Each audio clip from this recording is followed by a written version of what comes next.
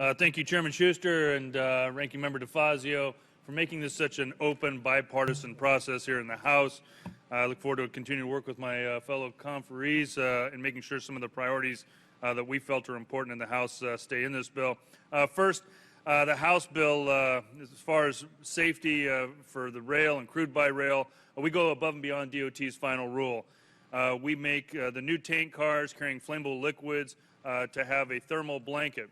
Second, we require all new legacy DOT 111s be phased out and replaced or retrofitted with the new DOT 117 standard. Without this provision, over 30,000 DOT 111s would have remained on rails carrying hazardous materials. Third, we require the DOT 117 tank cars to include top fitting protections to further minimize adverse impacts from a derailment. And then fourth, we require the railroads to create an oil spill response plan. And finally, we also ensure railroads provide states and local emergency responders with information on crude by rail shipments within their states. This is an important issue for our local community. I want to also commend the Senate for including reforms to the passenger rail, specifically reforms to Amtrak, which will help it to run more like a business and strengthen investments on the Northeast Corridor, as well as improving the RIF loan process.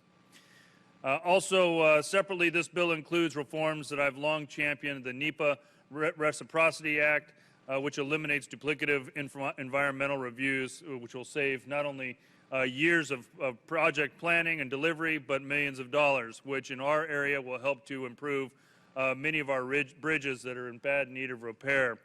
A bridge like the Modesto 7th Street Bridge, which is rated 2 out of 100.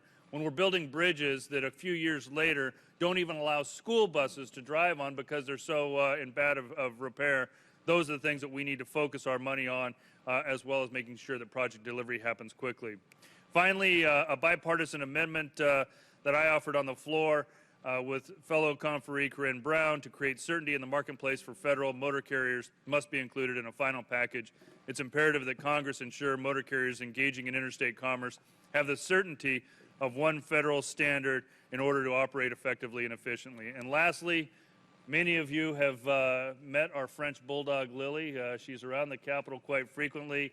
I have never received so many letters from not only constituents, but Republicans, Democrats, family members from around the country that would just like the simple ability to bring their pet on a train.